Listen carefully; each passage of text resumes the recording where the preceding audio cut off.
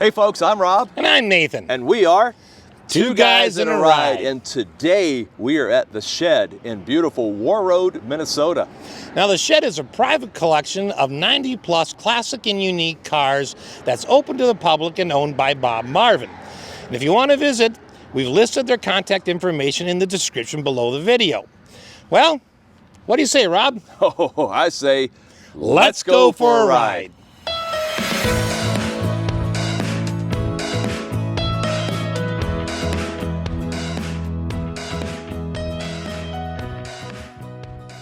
Hi folks, I'm Nathan with Two Guys in a Ride, and today we're out here again with another car from the Shed's collection owned by Bob Marvin, and we're here with Doug. Doug, thanks for being with us today. You're welcome. And today we've brought out this. Tell us what we're looking at. We are looking at a 69 Yenko Super Nova. Whew. I love this blue. What's the name of this? Mans Blue. Mans Blue. Oh, and I love the rims with the dark blue, and then dog dish hubcap. Yeah. Some call them poverty hubcaps. But you know, this was a base car. Yes. This wasn't a luxury car at all. I think it's interesting that Yenko chose to modify this one.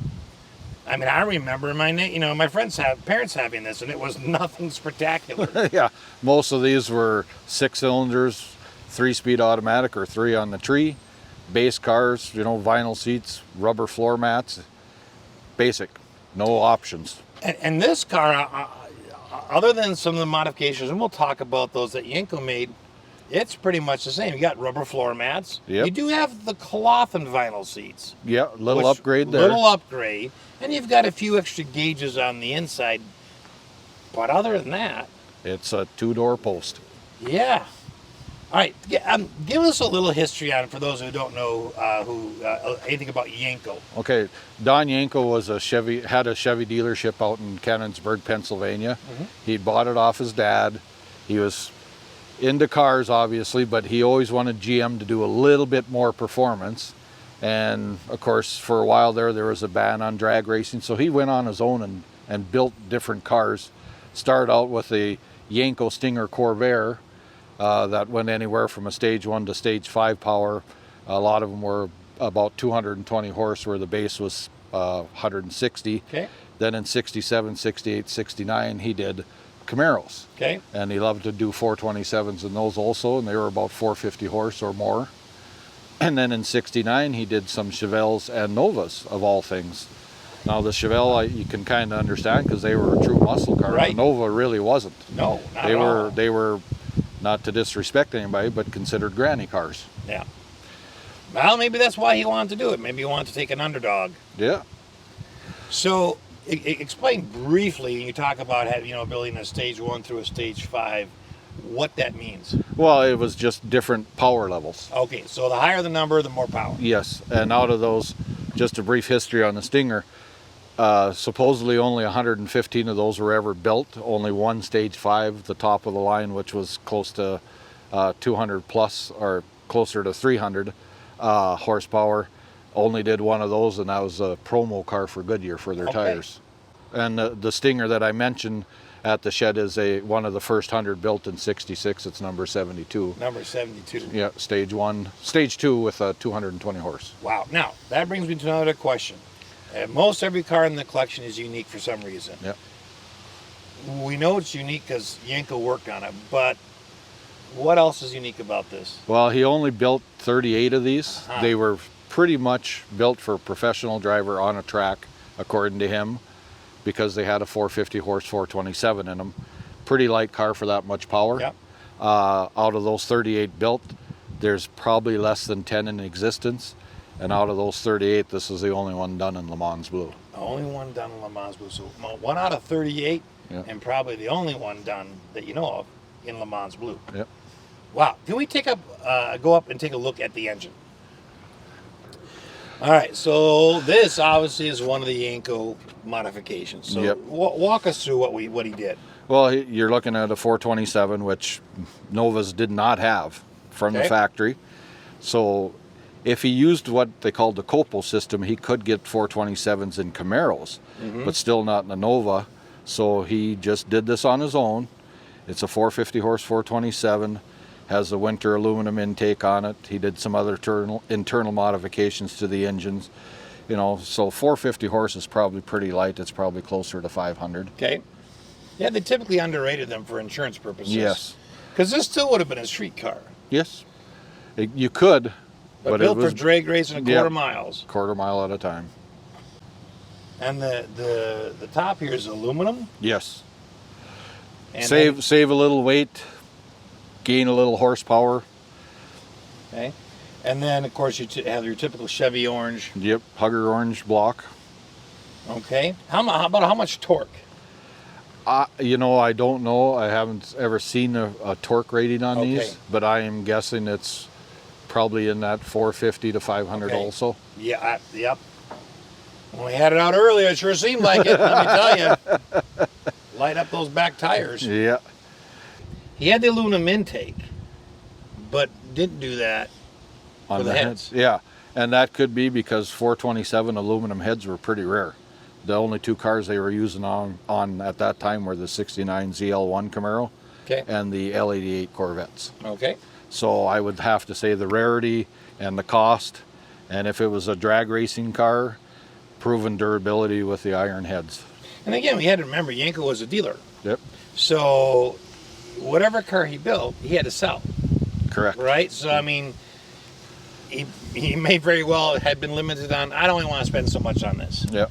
Okay, well, you can't get that. Well, I don't want that. Yeah, knowing that his drag racing buddies have limited budgets too, so keep the cost down as best you can, but get as much performance as you can. And hence some of the reason why the limited production.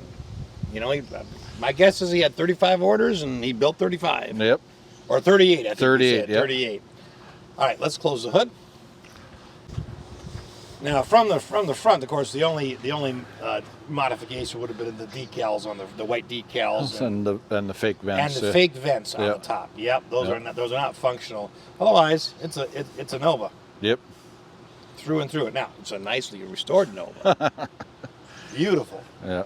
But nothing else modified by Yenko. He kind of just did what he needed to do on these. I like the 427 badging on the side. That is nice. It kind of little bit of a sleeper until you see the Yenko, and then you're like, oh, okay. Yep. Now I know what's going on here.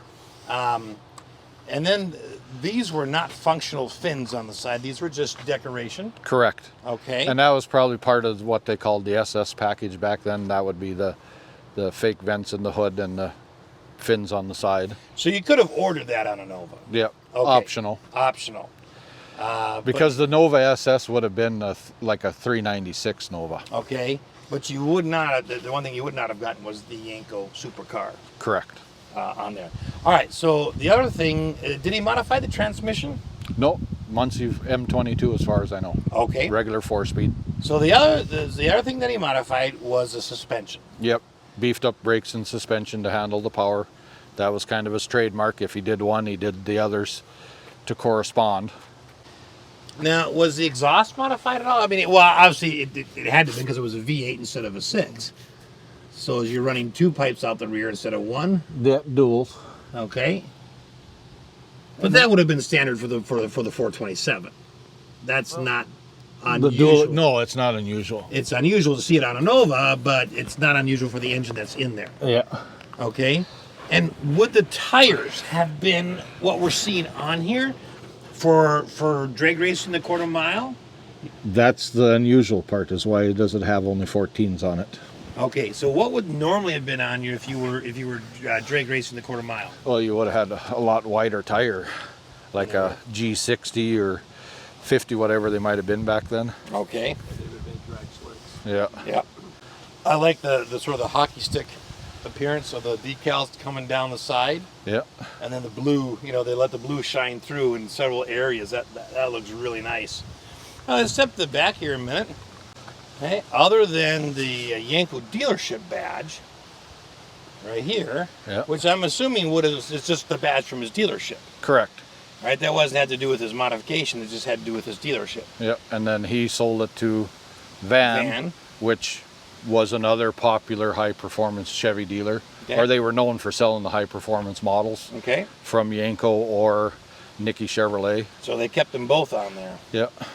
So again, other than that badging in the 427, which would have been unusual, no Nothing. giveaway that it's not just a regular Nova. Correct. Okay. Pretty basic car. Let's talk about the inside. So if we open the door, you refer to this as a post car. Yep. So explain to our viewers what you were meaning by a post car. Well, this is called the B post, and it runs all the way to the roof. Okay. So if it was a two-door hardtop, this would be all wide open. You wouldn't have a window frame. Okay.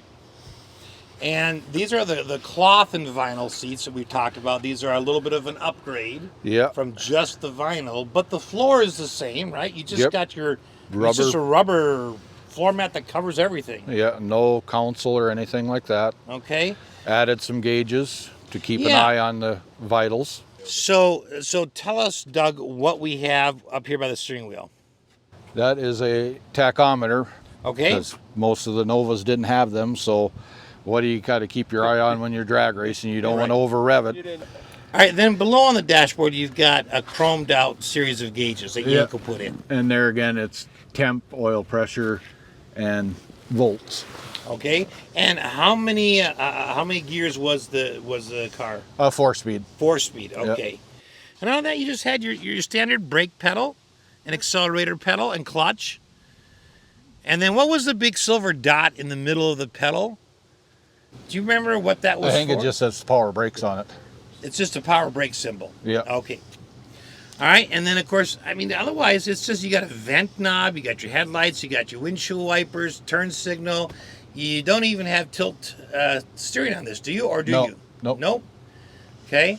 So really, and this is a bench seat in the front, Yeah. bench seat in the rear, and all this would have done was slide forward, and then you could just push the seats forward to get in the back, but there was no adjustment. Yeah, and they were just a simple button. Okay.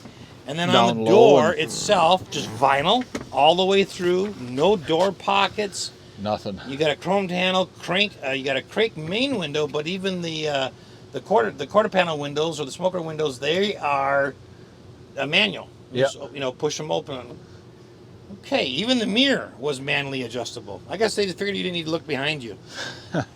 In the back seat, we kind of find the same thing. It's just the crank windows, and then the vinyl cloth seats. There's nothing that stands out here as being unique or different. No.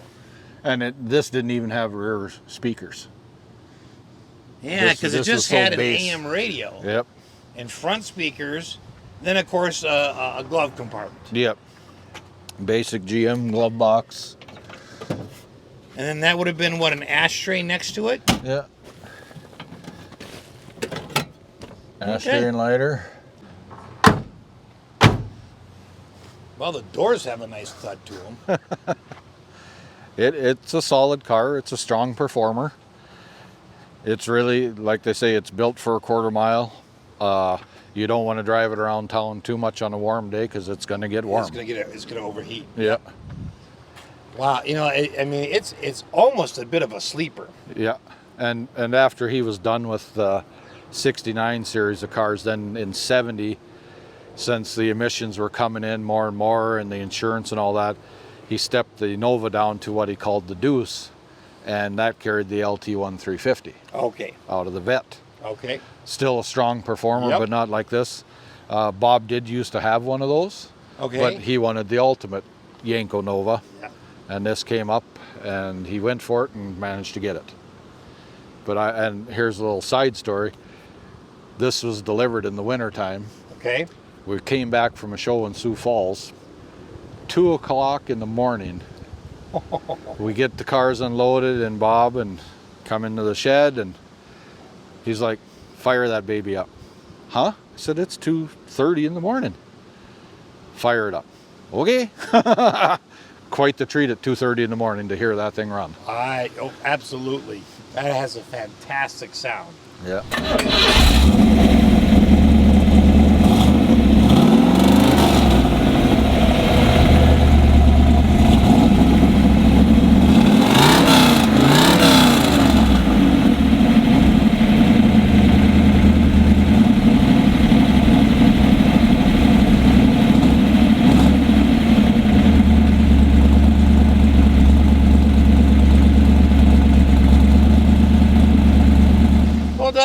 once again for pulling one of these awesome cars out of the Shed's collection.